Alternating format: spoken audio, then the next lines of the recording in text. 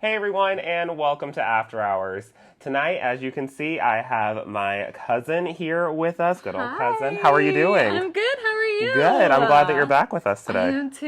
You excited? I'm very excited. I'm excited to see what you are going to be showing us. Tonight, she is going to be talking about the Squishy Stitch... Is it squishy? Squishy. Squishy? You hear I said that? Squishy Stitch Yarn that we carry here at Linda's by Cover Story and by Lion Brand. Yes. Yeah. Mm-hmm. So talk to us about kind of what we're going to be doing today. I see your little project. Yeah, so I have my little project over here. Today we're going to make like a bath mat. Okay. So I only used one ball of the Squish Stitch. Okay. But you could definitely use multiple to make it a bigger kind of bath mat so that it's big enough for adults, I would say. Mine's a little baby early. This is a little early size. This is a little early size right here. But you could add more yarn, add different colors and whatnot to make it a bigger bath mat. Okay, can we see an example Yeah, of this? absolutely. Let's see what we got. I'll hold it up for you. Ooh, this is cool. Yeah. So how long did something like this take you to do?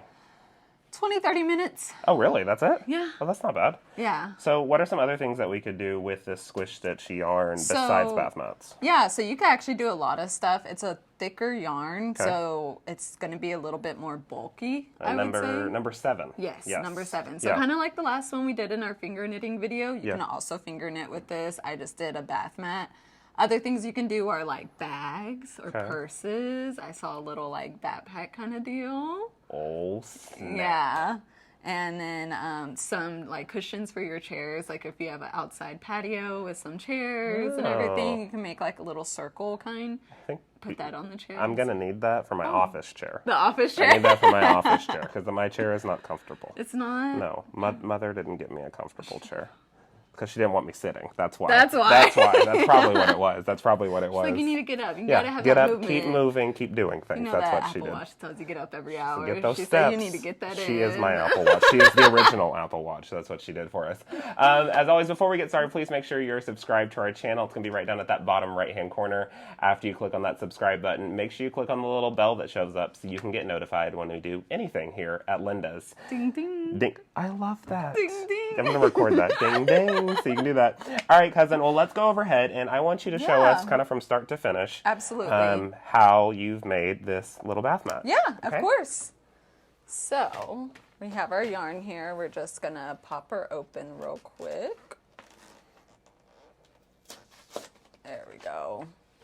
Now, I know before I have said to pull from the middle. Mm-hmm. For this one, I would pull from the outside. Why so? Why is that? Or is there a reason? Does it just pulls better? I think so. Okay. With it being so thick and I can't really like get too much in here. Yeah. Pulling from the side is just our best way to go. Okay. Let's see if I can find where they hidden. It's all about it's like where's The Waldo shoe's on like these. really tight in here. Yeah. Oh gosh. See. Okay, my last one wasn't this hard to find. It's okay. This is what's going to happen to them, though. Yeah, no, so absolutely. It's kind of that so we're process just of gonna working like, your way through. There it is. There she is. Perfect. So we'll just set her to the side. That was really blended in. That was hard to see. They She hid was that hiding. one well. Yeah. Alrighty, so we have our yarn here. So we're gonna start with our slip stitch. Okay. And so there we have our slip stitch, and then we're gonna get our hook. Now this is a 25mm hook that I got off of Amazon. And then we are just gonna do 10 little slips. 10 little slips. Okay. Yes. So this one, it might be a little bit harder to pull through just because it's a thicker yarn. It's okay. Sometimes you just got to use some muscle. Just got to yank it through. Yes. Be good to go. And this hook you said you got off Amazon. We'll get that linked below for the people. Yes. So they can see that for sure. And you're just going through, right? Yeah, so this is like what you call your foundation chain. Okay. So you just kind of hook it on and pull it through. So we've got 1, 2, 3, 4, 5, and do 5 more. And I am just And does it matter on the weave here? Because I remember when you did the finger knitting video with us, so, you showed us two examples. One that was really like a tighter weave and one that was more of a looser weave. And I'm probably using the wrong terminology. You're good. It's kind of like tension. Tension, yes. I got tension on the machine. I Yes. understand that. So does it matter for this how tight that tension is? Or is that how you can make it a little bit larger or smaller? So your tension is not really going to matter too much just because this is such a thick yarn and we're doing a single crochet today. Okay. So it's going to come out pretty tight. Now, if you want to make it looser, you could definitely do that. You would simply, how I'm kind of making these pretty uniform to the same size. Okay.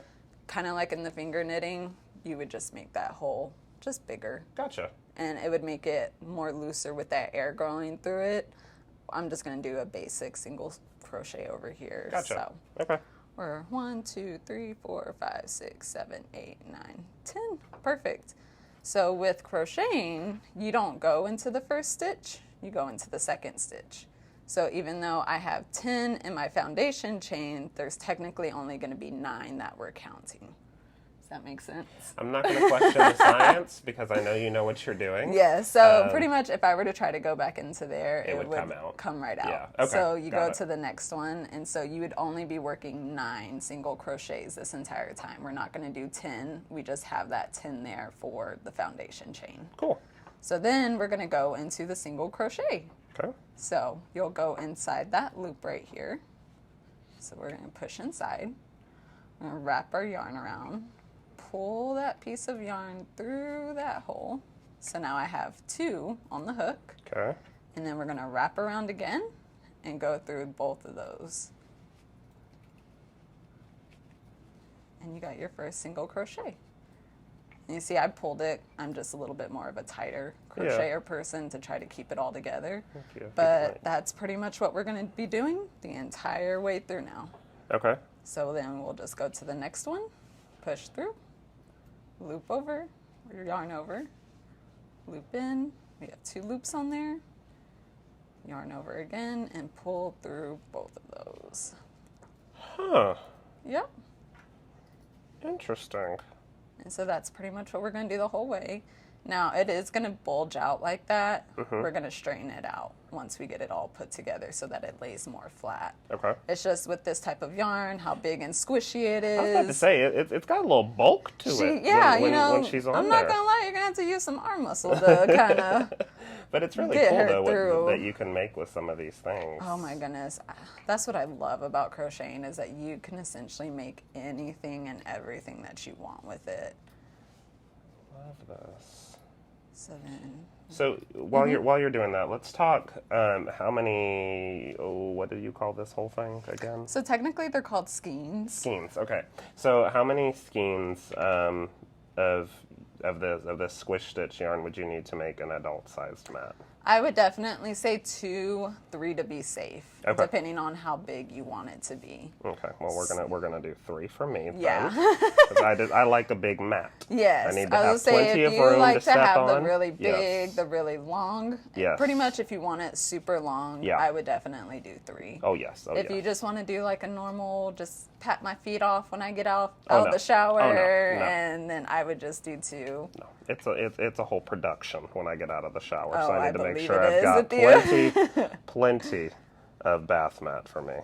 That's cool though. Okay, so about 2 to 3, but definitely 3 to be safe. 3 to be safe, just so you don't have to go back out and find this yarn again. But like that one with this one that you've got over here, the example that you showed us originally, that would be Yes. just a great seat cushion. Yeah, just for this absolutely. one. A Yeah. super good seat cushion. You can also make it into like a circle if you Okay. wanted to give it more of like the seat look. Oh yeah. Yeah. Okay. So instead of it being a square and just, possibly hurting your butt a little bit, Yeah. make it a little bit of a circle so that it just fits nicely. Yeah. Fits better. So how do you keep the yarn and the project from like kind of concaving up and bowing out? Is it just kind of that natural stretch as you're weaving it as you go? As I was say, I literally will just, after each row, I'll kind of just play with it a little bit, bend it back to normal, being flat. Because as you see right now, we're kind of, we're bowing out a little bit. Looks like a tongue. Yeah, it does with this color. That's so funny. So after I'm done with this first row, Uh-huh. then I'll kind of show you what I do to kind of straighten it out a little bit, because again, this is just a really thick yarn. Yeah. And that's the only reason that it's doing this. If it was a little bit of a thinner yarn, size 4 or something, it would just go into a straight line. Cool. So, as we see right now, she's a little U. Yeah, she's something. So we're just gonna bend her out and pull these stitches out Oh, to okay. make her Just flatten it out, pull just the flatten tension. her out a little bit. Yep. Gotcha. Because the yarn's just pretty much folding over each other. Right. And so we just want to stretch her out a little bit. Cool. And there you go. I love that. And so So you've gotten down your 9 stitches. I Yep. remembered that. Go 9. me. Yes. So you're just going to take that and go the other Go direction? the other way. So Okay. you'll flip your work. So this is what the other side of it looks like. Okay. And then you will do the same exact thing over and over again until you reach the length that you want. Okay. So now that we're on our second row, you don't have to skip to the second one. Right. You could just go back into this first crochet that you made. Okay. The single stitch that you made. So we'll just go back into that one and do the same thing over and over again. So the only time that you don't have 2 loops on is when you're making that turn, basically? Yes. Okay. That and when you're kind of going in. So Gotcha. we see that I only have one right here. Yeah. We're going to go into that stitch. Make sure you go through both of those right there, because that's the full stitch right there. And then we'll get our yarn, hook it, pull it through. So then we have 2 on there. 3 at one point in time, but you're just going to pull that one guide through. And you're back to 1. So cool. And so, again, you just continue that the whole way. Because you'll find that there are patterns that say your front stitch only or your back stitch only. Okay. That's why I try to make sure that you pull through both of those or push through both of those Right. stitches when you do a single crochet, because there are patterns that will say back loop, front loop only. And so we're going through both of those. Pull through, yarn over, and pull through 2. So while you're doing that, you've opened up another question. I guess it's more of a statement.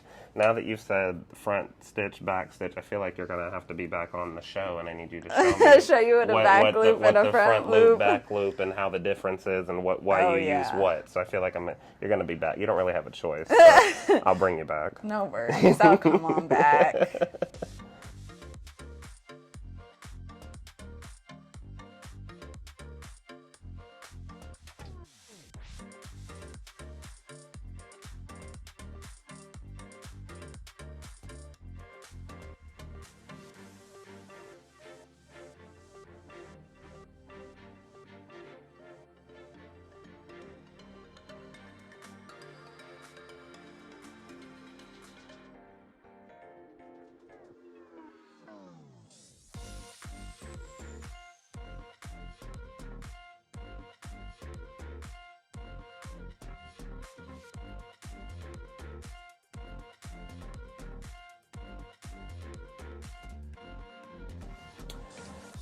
Golly, cousin, you knocked Yeah. that out quick. Thank you. So it looks to me that you're getting close to the end of your skein. Yes. Look at me, I'm remembering stuff. You Yes. are. I'm proud of you. So how do you kind of gauge if you're going to run out of your yarn before your next row, or what's the idea behind that, or is it a guessing game? A little bit of both. Okay. For me is how I do it. So I could see that, I was coming to the end of my skein and whatnot. So sometimes I will try to do the next row to see how far I get, because sometimes the yarn will surprise you. Okay. And it will go through the full row. Okay. Sometimes you get halfway and you're like, okay, that didn't work. So then you have to frog it a little bit. You have to frog it? Yes. What is frog it? So say you... This is a whole different terminology. It's like a secret society. What is this? So frogging is when, say you crochet and you get it here and not this way. Well, so then you have to take all of that yarn out, right? Right. Well, so when you pull the yarn through, it sounds like rip it. Rip it, So rip it. rip it, rip it, rip it, rip it. You So you have to frogged frog it. it. All right. Got it. So, so this would be the end of this bath mat with this one so skein. say, yes, with this one skein, say, you know, you added more, you're to the end, you're like, okay, I think this is a big enough size for my bathroom. Yeah. The way you want to end it is you have your single little loop on your hook. Okay. You're going to yarn over and pull it through that hook like a slip knot. Okay. And you're going to pull the rest of the yarn through it. Okay. And so that secures it. Oh. And that'll hold up through washes and all sorts of stuff? Yep, Wow. absolutely. Okay. And especially after, you know, you get your end and you weave it through like we did in the finger knitting as well. I'd like to see you do that. Yeah, We've absolutely. got some wonderful scissors here. You know, you love these scissors. Oh, my favorite scissors. These are the best. So these are nice, sharp, great fabric cutting scissors. So show me how we would weave that end in. So I'm going to want to keep a good amount just to make sure it gets through everything. Okay. So I don't really measure by inches. I just measure by my mind. Got it. Fair enough. So we have this little guy. Okay. And like before, you could kind of weave it just through the front of it. These are nice little stitch, or nice tight ones. Yeah. So we're just going to find our way through here. Remember, you're in control here, not the yarn. So you force this yarn to do whatever it's supposed to do, and it will do it. So what do we do about the end? Because the end of this Squish Stitch yarn is open. So this one's a little fuzzy. bit different. It has like some fuzzies going in there, which gives it that really nice thick texture to it. Right. You can burn them. So if you want to, you could kind of like push that in a little bit is what I would do. Yeah. And then kind of get your ends together, get a little lighter, a little flame, and just light that, and so that they connect and close off. Okay, because I've seen you do that with acrylic yarn on like stuffed animals to get all the fuzzies away. Yes. Yeah. If you have fuzzies that are surrounding like the outside of it, people just get a little lighter and just fastly go through it, so it all just like closes it, makes it have like a nice finish off. Yes. Okay. Cool. So you could do the same with this yarn. And we just want to get it going through everywhere. And then we'll go downwards as well. Make it all random. Yeah. Okay. So sometimes you'll find that people try to make like a little square. So they'll go across this way, go down, and then go in. Okay. So when it does go through the wash and it's tumbling everywhere and whatnot, this little end has a lot of way to get to before it can get over here to unravel the actual project. Okay. So, and like the more jagged area, kind of like with quilting, the more the jagged stitch is, the harder it is for it to come out. Going to come out. Yeah, yep. Okay, got it. And so I like to push mine front and back just to make sure, you know, just double secure. Go all over the place. Why not? Yep. You're hiding it like they hid the beginning piece from you where we had to search for it for a little. Yeah, that's what you're doing now. Yeah. And so then you'll just keep on going down. So I'll probably just do one more. Yeah, and then I'll close that off later because I want to keep this. Yeah. Or whatever. I guess you can give that one to Early. I'll give her the pink one. Okay, I'll take the teal one, which will probably get stolen by my mother, but that's fine. Everything's fine. Everything's good. Fine. But yeah, so you could cut some of that off. Yeah. Just, you know, like I said, burn it, light it, and then stick it in like that, pretty much.